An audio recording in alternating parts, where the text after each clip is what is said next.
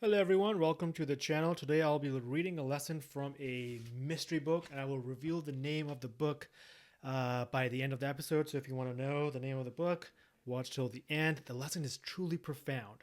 So it's going to be a read along kind of situation. And here we go. So this lesson is called Give Your Dreams a Fair Chance. The author writes, so I'll be reading in like a first person now.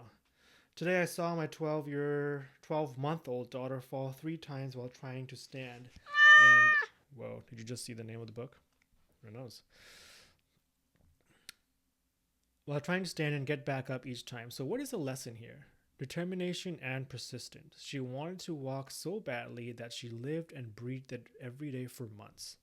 Every day she would dedicate at least an hour to it and be persistent and relentless no matter how many times she fell. Yes, she often got frustrated and cried, but that did not stop her from following through with her goal of learning to stand and walk. Fair enough. Over time, guess what happened? One day she could stand, and a few days later she was taking her first steps. I can still remember how happy and profound she was. It was hard not to see a sense of accomplishment on her beautiful face with every stride she took. Man, this author really loves his daughter. Once I sat down and started to think about it more deeply, I realized something amazing. She did not care that everyone she saw around her was walking effortlessly. She did not care that everyone she saw around her was walking effortlessly and she could not, and it did not dishearten her one bit, but in fact it empowered her. It did not decrease the amount of effort she put into it every single day. She even gave herself a round of applause after her first steps. What is so profound about this is that if we look at our adult selves today, when we fail at something, we often give up easily. Guilty as charged. We do not open that restaurant or start whatever business we always wanted to start just because there are so many people already doing it. My daughter did not try to stop walking because everyone around her was doing it. She knew that once she could walk, there would be plenty of space for her to walk around with the rest of us. Yet, as adults with one failed attempt, we count our losses and move on. Now, there's some truth to this, especially in today's market where a lot of things are so saturated and you see so many people doing it rather than being encouraged by it. We get discouraged by it and give up on our dreams. Okay, I see that. Let's continue reading. Watching my daughter grow and evolve like this, I began to ask why we give up so easily. We were all once babies and toddlers too. Very true. We all learned how to walk through relentless and persistent effort. None of us tried once and gave up. If we did that, we would have been living in a world full of crawlers. I mean, I guess so. If anybody stopped trying to walk, I guess we'll be all crawling around. Anyway, when we want something as toddlers, we put so much energy into getting it no matter what the consequences are because we are singularly focused on our goal. So, what happens to this never say die attitude as we grow up? What happened to your fire that you were born with? You still have it within you. I really want you to ask yourself here where your fire is now. Where is it now? Ask yourself, really, where is your fire now? Yes, growing up is hard and we go through so much in the time we take to become adults, but life was never easy when we were kids either. Learning how to walk was not easy, learning how to talk was not easy, going down a slide for the first time was not easy. In fact, it was all very scary.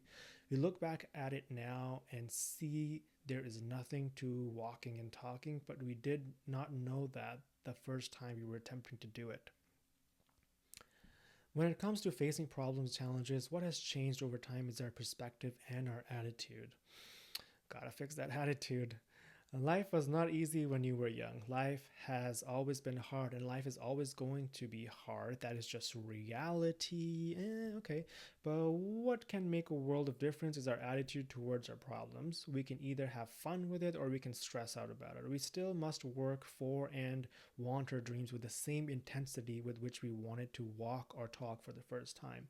We need to put work into our dreams and goals relentlessly for months or years, depending on the magnitude of your dreams, to finally crack them, become them, and realize them.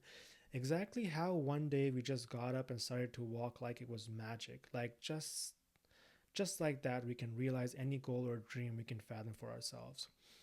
I kind of like that because when you're trying something to learn a new skill, you're really trying it, and then one day you just know it and you continue to do it. So I hear that. I hear that. My daughter was never. Let me know if it resonates with you in the comments. My daughter was never chasing her goal or dream. She was trying to become that goal and that dream. Yes, that pursuit involved frustrating days, times that made her cry, but she never gave up.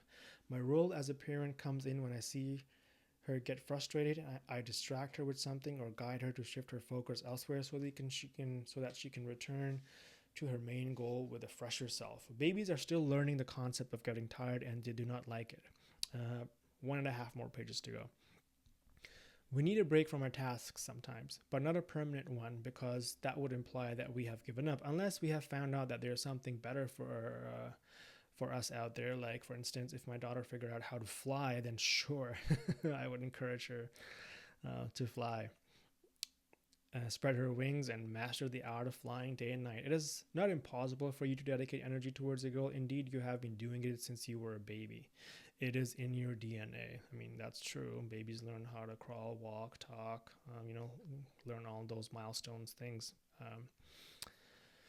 You just have to reconnect with this innate ability to relearn it, to see it inside of yourself once again. It is very important for you to know where your energy is going or what is making you tired and fatigued, and direct that energy for a more productive outcome for yourself. Every day we have a finite amount of energy to spend, and we must learn to focus it on things that we really care about. If it's many different things that our energy is being expended on, then try to cut down on some of those activities and redirect that energy towards a dream or a goal. Shift it from that show on a streaming website you have been really wanting to watch to something else. If all your energy is going to one place, then take a break from that thing. Do not tire yourself out. Play the long game. Results come over time with persistent effort. Life is a marathon, not a sprint.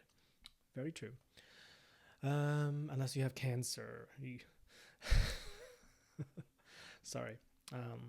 I mean, it's true. Like, some people, life is not a marathon. Sometimes some people know when their life is ending, and it's a sprint, kind of.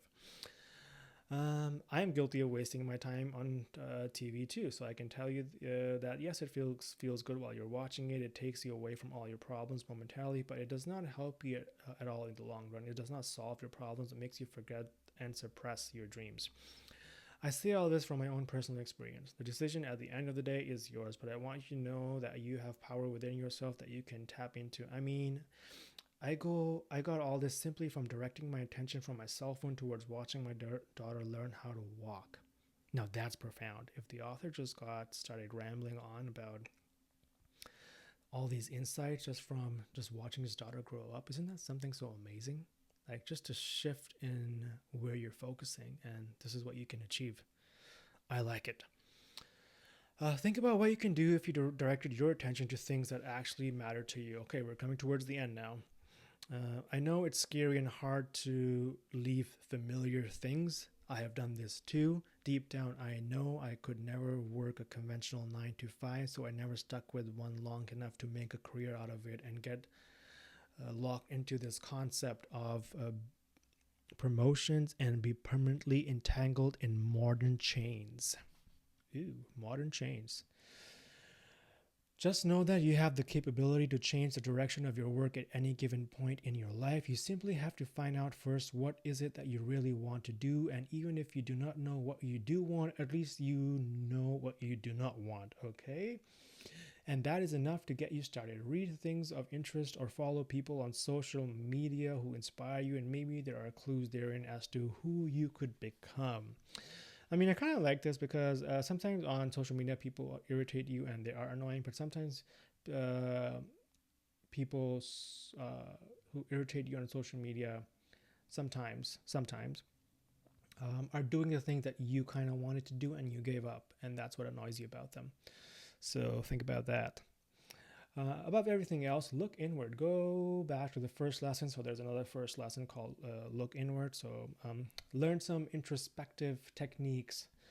And then the author talks about his way of how he does it is that he writes down important questions and doesn't need to answer them all right away. They can be in a place that's visible, that you visit every day, and try to answer them one at a time.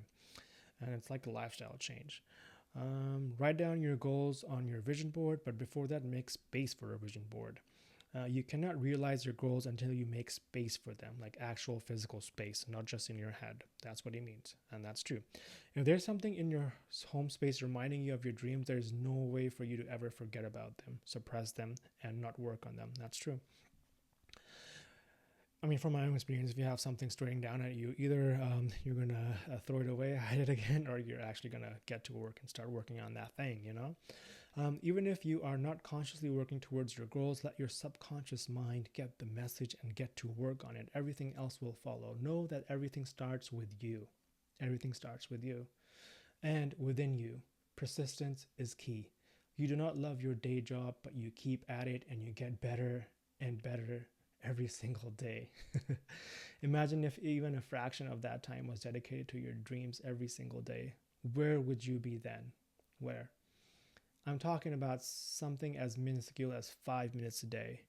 Doors, not doors will open for you at your workplace, or you will build your own doors.